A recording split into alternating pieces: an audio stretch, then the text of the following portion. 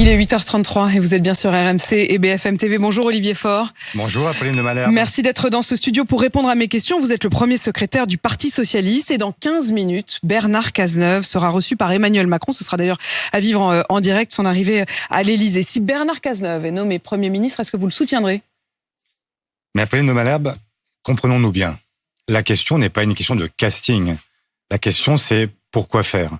Les Français n'ont pas voté simplement pour voir un espèce de bal avec des gens qui chaque jour se présentent pour dire qu'ils seraient effectivement meilleurs que le voisin. La réalité, c'est qu'ils ont demandé du changement, des ruptures avec la politique qui était conduite pendant 7 ans par Emmanuel Macron et son équipe. Et donc, nous censurerons toute forme de continuité avec le macronisme. Vous censurerez toute forme de continuité avec le macronisme. Bernard Cazeneuve est socialiste. Vous censureriez Bernard Cazeneuve? Il l'a été. Il est aujourd'hui à la tête d'un mouvement qui s'appelle la Convention. Moi, je ne sais pas au nom de quoi Bernard Cazeneuve va aller parler avec le chef de l'État. Nous verrons bien. Mais la réalité, c'est qu'il y a une coalition, celle du Front populaire, qui est arrivée en tête de l'élection, et que la logique institutionnelle, la logique démocratique, la logique républicaine, comme dans toutes les démocraties européennes, c'est en réalité de nommer la force qui est arrivée en tête. Après, c'est à elle de faire la démonstration qu'elle est capable de gouverner, soit de trouver une majorité élargie. Et est-ce que cette démonstration, vous n'auriez pas dû la faire avant? Vous dites toutes les démocraties. Quand on regarde en Espagne, par exemple, le parti qui est arrivé en tête n'a finalement pas gouverné parce qu'il n'a pas été capable de se créer une coalition. Il a renoncé, oui, parce que quand vous avez un parti qui renonce, en Espagne, vous avez raison de dire qu'au départ, c'était le Parti populaire, le parti de la droite espagnole qui était arrivé en tête. Il n'a pas réussi à trouver une majorité et donc c'est Pedro Sánchez, le socialiste, qui est arrivé derrière et qui a mené une coalition avec la gauche radicale et avec les régionalistes. Et donc, il y a un exemple là qui est évident, c'est que c'est non pas le roi d'Espagne qui a choisi le Premier ministre, c'est en fait le roi qui s'est plié au suffrage universel, qui a dit c'est le PPE qui est appelé en premier, s'il n'y arrive pas, ensuite c'est les autres. On va revenir sur cette... En Allemagne... Vous n'avez pas fait la démonstration pour l'instant que vous étiez capable d'élargir la coalition. Vous ne l'avez même pas souhaité. Mais qui en a fait la démonstration pour l'instant? Ben justement, personne. Personne. C'est pour ça que ça continue, non? Donc c'est pour ça que ça continue peut-être. Mais enfin, la réalité, c'est pas en choisissant un Premier ministre qu'on y parviendra. On y parviendra si on obtient en réalité une négociation. Et la réalité, ce que je conteste parfaitement, c'est qu'on nous dit, vous dites à l'instant, vous n'avez pas cherché. Mais nous avons bien sûr cherché, puisque Lucie Castet a dit qu'elle était prête à rencontrer tous les chefs de groupe et de partis, y compris de la droite, macroniste ou autre, et elle a aussi expliqué que de toute façon, nous bâtirions des compromis, projet par projet, parce que nous n'en avons pas d'autre solution que celle-là. Il n'y a pas de majorité absolue à l'Assemblée. Personne ne peut avancer sans bâtir des compromis. Simplement, la question, c'est qu'aujourd'hui, on voit bien que la tentation du chef de l'État est plutôt d'installer à Matignon quelqu'un qui serait en réalité son obligé et qui lui permettrait de continuer peu ou prou ce qu'il a fait pendant 7 ans. On va revenir sur la notion de compromis, parce que quand on dit on va faire tout le programme du NFP, rien que le programme du NFP... C'est une fable. C'est pas un très bon début de compromis. Et mais ça, c'est 20h03, Jean-Luc Mélenchon. 20h03, Jean-Luc Mélenchon. Le 7 juillet. Enfin, avec autorité. Peut-être que dans l'euphorie de ce qu'il a cru être une majorité absolue, il s'est un peu avancé. Mais moi, ce que je lis, c'est que Mathilde Panot... Mais c'était pas un péché originel qui vous a empêché ensuite de créer justement ce dialogue? Attendez, un péché originel parce que... 20h03, comme vous dites. Mais Jean-Luc Mélenchon n'est pas le leader de la coalition. Autrement, ça se saurait. C'est lui qui serait le candidat pour Matignon. Celle que nous avons choisie, c'est Lucie Castet. Donc, référez-vous non pas à Jean-Luc Mélenchon 20h03 le 7 juillet, référez-vous à ce que Lucie Castet dit depuis, qu'elle est prête semaine à après rencontrer les patrons. À bâtir des compromis. Je reviens quand même sur cette personnalité de Bernard Cazeneuve, parce que c'est vrai que c'est quand même assez saisissant. Bernard Cazeneuve a été ministre de l'Intérieur, il a été Premier ministre d'un président socialiste, et aujourd'hui vous avez l'air d'en parler comme si vous le connaissiez à peine ou comme s'il était plus du tout de votre famille. C'est pas que je le connais à peine, je le connais très bien, et c'est pas du tout un problème personnel. Je n'ai pas de problème personnel avec Bernard Cazeneuve, et ses qualités sont grandes. Simplement, le problème n'est pas là. Le problème, c'est pas de savoir si tel ou tel est un personnage, un homme d'État, etc. La question, c'est pourquoi faire, avec quel soutien et dans quelles conditions, avec quelle garantie. Aujourd'hui, quelles sont les garanties pour Bernard Cazeneuve, si ce n'est d'être demain, en réalité, prisonnier par une majorité, une coalition, qui est la coalition Ensemble, celle d'Emmanuel Macron, qui veut le porter au gouvernement, alors même qu'il n'a pas obtenu le soutien, ni même cherché le soutien du Front populaire. Donc c'est quand même un peu particulier. Il vous a pas appelé? Non, il m'a pas appelé. Donc ces derniers jours, vous n'avez eu aucun contact avec Bernard Cazeneuve. Il n'a pas cherché à en parler avec vous? Absolument pas. Et donc, vous auriez, pour le coup, apprécié de pouvoir commencer cette discussion et voir ce qu'il avait éventuellement ça aurait été pas mal, ça aurait été pas illogique. Comment est-il possible que vous disiez, parce que je suis un homme de gauche, je pourrais devenir le Premier ministre, parce que c'est le Front populaire qui est arrivé en tête le 7 juillet. Et pour autant, vous ne cherchez pas le soutien du Front populaire.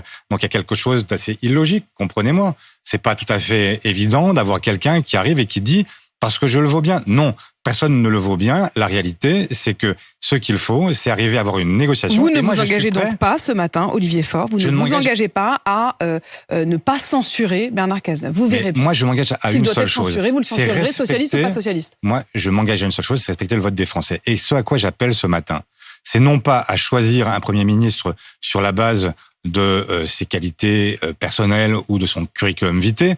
Ce que j'appelle, c'est à une négociation. Faire en sorte que nous puissions sortir de ce blocage, parce qu'il faut en sortir, par une négociation qui permette d'associer les groupes parlementaires, les partis politiques, toutes celles et ceux qui sont prêts à négocier. Et comme ça, nous saurons exactement, sur une durée limitée, dire par exemple que pour l'année qui vient, quel est le projet sur lequel nous pouvons nous accorder. Et on part de quel projet? On part du projet du Front populaire, parce que c'est le projet qui arrive en tête. Et sur cette base-là, on négocie. Après, bien sûr qu'il y aura des compromis. Mais pourquoi? Parce que nous ne pouvons pas faire avec qui? Le cadre est à définir. Je ne suis pas le chef de l'État et je ne suis pas à moi seul. Mais est-ce que ça veut dire, Olivier Faure, que quand Emmanuel Macron dit j'invite tous les partis républicains à venir discuter d'un projet de gouvernement, ça correspond pas à ce que vous venez de dire? Parce que, enfin, je veux dire, ça vous dites non, on n'y retourne pas. Mais après, c'est un peu incohérent. Pour l'instant, on n'a jamais été appelé à négocier sur quoi que ce soit. Il faut que vous compreniez que quand il vous a invité à revenir discuter, c'était pas pour vous, c'était pas ça? Parce que vous avez dit non. Vous voyez bien que ça n'est pas ce qui s'est passé. Même Laurent Wauquiez qui est sorti a dit que c'était très décevant. Pourquoi? Parce qu'en réalité, on ne parle que de est-ce que censurerait pas, est-ce que machin vous va bien, est-ce que machine vous va mieux. Non, en fait, le problème, c'est pas, encore une fois, je reviens à ce que je dis depuis le début, c'est que le problème n'est pas le choix d'un homme ou d'une femme, le problème, c'est le choix d'une politique. Les Français veulent que ça change. Qu'est-ce qu'on fait pour l'école? Ce matin, les enfants rentrent à l'école. Est-ce qu'on a vraiment envie que nos services publics se cassent la figure les uns après les autres? Est-ce que pour l'hôpital, on continue à accepter que les services d'urgence ferment tous pendant les vacances parce que il y a plus de soignants? Est-ce qu'on est d'accord pour dire que la police aujourd'hui devrait, on a vu l'exemple avec les Jeux Olympiques, ne devrait pas être une police de proximité, qui permettrait peut-être aussi, les drames qu'on vient de connaître ces heures-ci, d'avoir des policiers qui connaissent leur terrain, qui ne sont pas simplement des policiers d'intervention, mais des policiers de proximité, et donc qui savent, qui connaissent les loulous qui font n'importe quoi et qui peuvent en réalité prévenir autant que sanctionner. Voilà des questions. Évidemment, vous évoquez Valoris, vous évoquez aussi sans doute le drame de Mougins de la semaine dernière. Mais Olivier Faure, pardon, je reviens quand même parce que vous dites maintenant non, mais l'important c'est la politique. Sauf que vous avez quand même passé un mois à parler du casting et vous êtes arrêté sur la personnalité de Lucie Castet. Moi, je voudrais quand même comprendre une chose. Vous avez d'un côté, on a mis 15 jours pour trouver Lucie Castet. Ça s'appelle Lucie. Oui, elle s'appelle Lucie. Moi, c'est Apolline. Voilà, c'est ça. On aurait pu vous choisir, mais on a... Non, voilà, j'aurais dit non, mais allez-y. Non, il a dit non. Bon, alors, donc, on a bien fait de ne pas vous choisir. Très bien. Donc, on a choisi Lucie Castet. On a mis effectivement 15 jours. Mais ensuite, depuis les 15 jours, nous n'avons jamais reparlé casting. Nous avons uniquement parlé de ce que nous voulions faire. Oui, parce que notre problème il est fait. Mais moi, il y a quand même une question que je me pose. Vous avez quand même face à vous un homme qui a été Premier ministre socialiste, d'un président socialiste qui a une expérience au minimum, qui a été maire de Cherbourg. Et vous préférez quelqu'un qui n'a rien fait. Enfin, c'est-à-dire qui politiquement n'a rien fait. C'est-à-dire comme si finalement, ce qui vous arrange, c'est le plus petit dénominateur commun. C'est-à-dire quelqu'un qui n'a comme pédigré pour l'instant que le fait qu'elle est énarque, technicienne, tout ce que vous avez détesté pendant des années. Donc vous nous avez dit qu'on n'en aurait plus, que c'était vraiment la vieille politique. Mais c'est pas du tout... Elle n'a jamais été élue, elle n'a jamais été maire, elle n'a jamais été conseillère. Madame Borne, elle avait été élue quand? Mais vous ne l'avez pas choisie, et vous l'auriez sans doute pas choisie. C'était pas vraiment votre casting, Madame Borne. Bien sûr, mais ce que je dis simplement... Ou alors c'est peut-être votre modèle. Mais moi, ça m'étonne un petit peu que votre modèle ce soit Elisabeth Borne. Je n'ai pas dit que c'était mon modèle, je dis simplement que la raison pour laquelle Lucie Castet a été choisie, c'est parce qu'elle est en fait à la tête d'une association qui s'appelle Nos Services Publics. C'est aussi parce qu'elle n'a pas de bilan, donc vous vous engueulez pas sur son bilan. C'est pas une question de bilan. La question, c'est une question de qu'est-ce qu'on veut faire. On est dans une situation inédite. Elle incarne la société civile organisée. Les gens qui, en dehors des partis, on fait le choix de s'engager et de s'engager sur des causes qui sont des causes claires. Et en l'occurrence, la cause des services publics est une cause qui nous motive toutes et tous parce que nous savons que dans les prochaines années, l'effort qui est à envisager aujourd'hui, il est d'abord sur les services publics. Pourquoi ? Vous avez aujourd'hui, je reviens à la rentrée, vous avez un problème de recrutement des enseignants, majeur. Et on voit bien majeur. Et donc, vous comme moi, on aimerait que tous nos enfants aient l'assurance que toute l'année, ils auront dans chaque matière un professeur en face d'eux. Et donc, la question qui est posée aujourd'hui, c'est comment est-ce qu'on fait pour remettre de l'ambition sur nos services publics, et je parle de l'école, je pourrais parler de l'hôpital, je pourrais parler de la justice, de la police, bref, de tout ce qui fait que ce pays tient debout. Et pour qu'il tienne debout, il faut encore qu'il y ait une politique qui corresponde à cela. Et pour l'instant, ça n'est pas le cas. Et donc, voilà un exemple, mais les exemples peuvent se multiplier. Sur les retraites, on fait quoi, Pauline de Malherbe ? Alors, Bernard Cazeneuve, lui, dit carrément qu'il est pour la fin de cette réforme des retraites. Et il y en a d'autres qui pourtant sont dans le nouveau Front populaire. Il l'a exprimé par ses proches dans la presse. Enfin, je veux dire, des proches dans la presse. Non, mais moi, je veux pas. C'est vrai que ça aurait été mieux qu'il vous appelle pour vous le dire. Ça, j'ai bien compris. Et même qu'il vienne vous le dire à vous, s'il veut pas me le dire à moi. Il s'exprime, c'est vrai. C'est pas faute de l'avoir invité, comme vous pouvez l'imaginer. Comment voulez-vous que vous me posez une question sur est-ce que vous voulez Monsieur Cazeneuve ou Monsieur Bertrand? Mais j'en sais, sur quoi? Sur quelle base? Sur quel projet? Normalement, quand on est dans une démocratie, on vient avec un projet devant des électrices et des électeurs, on leur dit voilà ce qu'on voudrait faire, et ensuite les électeurs choisissent. Mais vous-même au sein du Parti socialiste, il y a quand même des divisions. J'entendais Jérôme Guedj, alors pour le coup il l'a dit à un micro officiellement, lui il prône un gel de la réforme des retraites, non pas une abrogation. Ça veut quand même dire qu'au sein même du Parti socialiste, vous n'êtes pas tous d'accord. Mais ce serait vous êtes pourquoi? C'est assez rare que le Parti socialiste soit tous d'accord. Donc oui. En fait, en ce moment c'est quand même très divisé. Hein.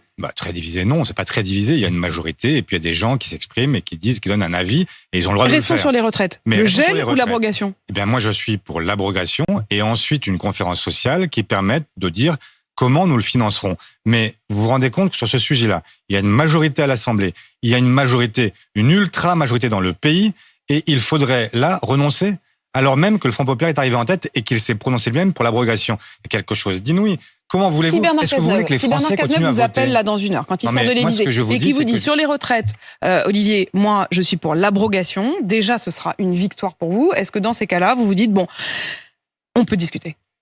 S'il obtient l'abrogation, je réfléchirai, bien sûr. Ce serait un énorme pas en avant. Mais moi, ce que je vous dis, c'est que pour l'instant, je ne sais pas ce que dit Bernard Cazeneuve. Je ne sais pas si c'est un gel, une suspension, une abrogation. Ce que je vous dis, c'est que là, il y a quand même un sujet démocratique. Est-ce que vous voulez que les Français reviennent aux urnes ou est-ce qu'on leur dise que désormais, de toute façon, quoi qu'ils votent, ça ne changera rien? Vous avez dit, Olivier Faure, la solution, c'est de se remettre à discuter à partir du programme du nouveau Front populaire avec d'autres. Quand Raphaël Glucksmann, qui était quand même le candidat du Parti socialiste aux dernières élections européennes, dit dans le journal Le Point, la gauche ne pourra gouverner que si elle accepte de négocier des compromis, si elle renonce à sa radicalité, ce qui se pose, dit-il, de tourner la page à la fois Macron et Mélenchon. Est-ce que vous êtes d'accord avec cette technique-là, avec cette stratégie-là? Mais que viens-je de vous dire depuis 10 minutes? Je vous dis que nous sommes toutes et tous d'accord pour dire qu'il faut bâtir des compromis.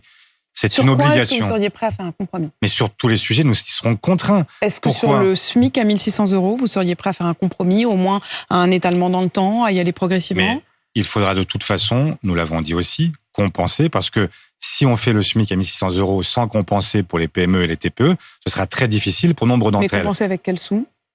Compenser avec les sous que nous allons prendre là où ils se trouvent.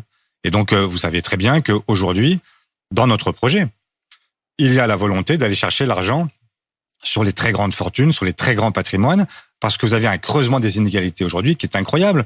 Le CAC 40, chaque année, bat des records. Quand ils font 100 milliards de distribution, de dividendes ou de rachat d'actions, vous pensez qu'on ne peut pas en prendre une petite partie pour la redistribuer sur les Français qui aujourd'hui tirent la langue? Moi, je crois que si. Donc vous avez dit on peut éventuellement discuter sur les compensations. Encore une fois, sur quel point vous êtes prêt à faire des compromis, des ajournements? Mais dans une discussion et dans une négociation, on ne vient pas en disant écoutez... on est prêt à lâcher là-dessus ou là-dessus? Tout lâcher. Non, donc, mais je ne vous dis pas de tout lâcher, mais enfin je vous dis d'arriver avec au moins quelques points sur lesquels... Moi, je viens avec un projet... Et j'accepte l'idée que ce projet ne sera pas intégralement appliqué. Vous pourriez discuter avec les Républicains de Laurent Wauquiez? Mais on discutera avec toutes celles et ceux qui sont prêts à discuter. Donc y compris... Non mais je veux que les choses soient très claires. Vous êtes prêts à discuter avec les macronistes, les députés macronistes, jusqu'aux Républicains éventuellement? Mais bien sûr. En fait, qu'avons-nous fait même dans la précédente législature? Est-ce que vous pourriez leur proposer de faire un gouvernement tous ensemble? Quand on discutait sur la réforme des retraites, nous discutions aussi bien avec des gens qui étaient chez les Républicains qu'avec des macronistes dont on espérait qu'ils pourraient ne pas tous suivre comme un seul homme. Malheureusement, ce fut même pas le cas puisqu'il y a eu 49.3. Mais bien sûr qu'on discute avec tout le monde. Avec qui voulez-vous que nous passions des accords pour pouvoir trouver des majorités au Parlement? C'est là où il y a quelque chose qui est insensé, c'est que dans le débat, on nous dit en permanence, il y a ceux qui veulent des compromis, les gens raisonnables, et puis les autres qui seraient les fous furieux du Front populaire. Est-ce que vous êtes prêt aussi à dire, écoutez, Lucie Castet, c'était une option, mais ça n'est pas la seule. Nous sommes prêts à envisager d'autres personnalités pour diriger ce gouvernement de compromis? Mais encore une fois, vous replacez toujours tout sur la question de la personnalité qui dirigera Matignon. Non, mais c'est pas moi. Moi, ce que je dis, c'est une question d'incarnation du gouvernement, vous le savez très bien. Très bien, mais enfin, commençons par discuter. Voyons qui ensuite incarne le projet. En tout cas, vous ne dites pas ce matin, c'est Lucie Castet ou rien. Mais j'essaie de trouver une solution pour ce pays. J'essaie de faire en sorte que nous puissions avancer. Et Lucie Castet elle-même est prête à avancer. Donc nous sommes dans une situation où on n'a jamais dit c'est tout ou rien. On a toujours dit ce sera des compromis. Simplement respecter le suffrage des Français. Faites en sorte de ne pas pratiquer un hold-up démocratique qui serait incompris et qui conduirait une part d'entre eux soit après à se reporter sur l'extrême droite, soit à renoncer à voter. Et dans les deux cas, ça veut dire que c'est un affaiblissement considérable de la démocratie et même un danger pour la République. Est-ce qu'il faut avancer la rentrée à l'Assemblée nationale? Elle est prévue le 2 octobre, c'est loin? C'est loin. Est-ce que vous faites partie de ceux qui disent on appelle à ce que la rentrée soit beaucoup plus rapide? Oui, comme Fabien Roussel l'a proposé il y a quelques jours. Session extraordinaire. On en avait parlé ensemble d'ailleurs quelques heures auparavant. Moi, je souhaite effectivement qu'on ait une session extraordinaire, ne serait-ce que parce que nous ignorons le moment où il sera formé un gouvernement et qu'il ne serait pas anormal d'avoir des questions d'actualité. Par exemple, de pouvoir interroger le gouvernement sur ce qu'il fait. Là, on a un gouvernement qui est réputé démissionnaire. Et pour autant, il pourrait répondre d'ailleurs à vos questions. Il pourrait répondre aux questions, et notamment sur ce qu'il fait sur le budget, par exemple, parce que là, il y a quand même une anomalie démocratique aussi. On est dans une situation où vous avez un gouvernement qui est censé traiter les affaires courantes, et pour autant qui prépare le budget de l'année prochaine. Et donc vous savez très bien que le budget, c'est l'acte essentiel de savoir ce qu'on fait. Vous appelez à ce que l'Assemblée nationale reprenne ses travaux, y compris, même s'il n'y a pas de nouveau Premier ministre tout de suite. Là-dessus, vous êtes d'accord avec Marine Le Pen. Marine Le Pen, elle envoie ce matin une lettre au président de groupe pour demander une session extraordinaire. Elle ajoute aussi qu'elle voudrait 2 thèmes à l'ordre du jour, les finances publiques et la sécurité.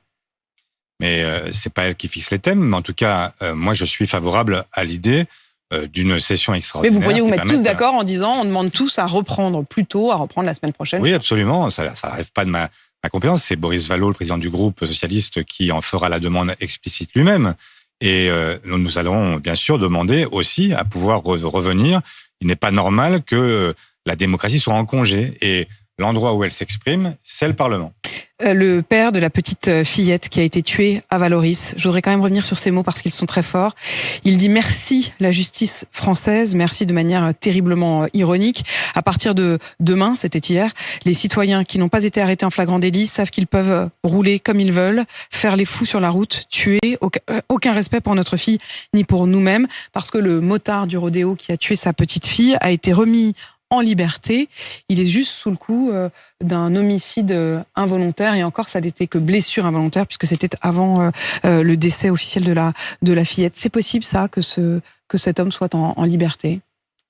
La preuve que c'est possible, mais je comprends. Je veux dire, c'est acceptable. Je comprends la famille, je comprends le père, c'est absolument invivable. Vous venez de perdre votre enfant, 7 ans, pour dans l'inconscience d'un jeune homme qui fait des rodéos urbains pour faire le malin et qui, évidemment, involontairement tue cette petite fille. Et donc, il faut trouver des solutions pour que cela s'interrompe. Et je reviens à ce que je disais tout à l'heure, la police de proximité, c'est un des éléments qui permet de justement prévenir ces situations. Et est-ce qu'il faut saisir les véhicules? J'avais le maire de Valence tout à l'heure en direct sur RMC qui a réussi à faire baisser considérablement le nombre de rodéos sauvages dans sa ville parce qu'il saisit, parce qu'il détruit même les motos ou les engins qui ne sont même pas rendus aux criminels, il faut le dire. Bien sûr, saisir, détruire. Moi, j'avais proposé il y a quelques années, malheureusement sans succès au gouvernement Macron, que la vidéosurveillance puisse être un élément aussi de sanction pour arriver à mettre devant leur responsabilité les auteurs de ces rodéos et faire en sorte que, comme pour le port du casque, eh bien, la vidéosurveillance puisse s'appliquer. Puisque très souvent, le problème de ces rodéos urbains, c'est que la police hésite à se lancer dans des courses-poursuites parce que de peur que l'auteur lui-même puisse être renversé et qu'elles en soient portées responsables. Alors, que l'auteur soit renversé ou qu'il renverse quelqu'un d'autre, comme c'est le cas en l'espèce. Donc, on a effectivement des situations où, du coup, les contrevenants se sentent dans une forme d'impunité et roulent sans... Voilà. Donc, il faut effectivement être d'une sévérité absolue. Ces rodéos urbains, c'est quand même une plaie pour l'élu de Savigny-le-Temple que je suis et de Sénart en général. Je peux vous dire qu'on subit ces rodéos et que c'est insupportable et que les populations n'en peuvent plus. Heureusement, la police municipale, quand elle est là, eh bien, elle permet d'y remédier. Mais une police de proximité, ce serait aussi une façon, parce qu'on sait très bien qui sont les auteurs. On les identifie, on les connaît, on reconnaît les gens. On les connaît dans ce genre de ville moyenne, mais c'est vrai que c'est difficile dans d'autres. Mais merci Olivier Faure en tout cas d'avoir répondu à mes questions ce matin. Premier secrétaire du Parti Socialiste, Bernard Cazeneuve est à l'Élysée. On l'apprend à l'instant, au moment où l'on se parle, il y est. Il est 8h53 sur RMC BFM TV.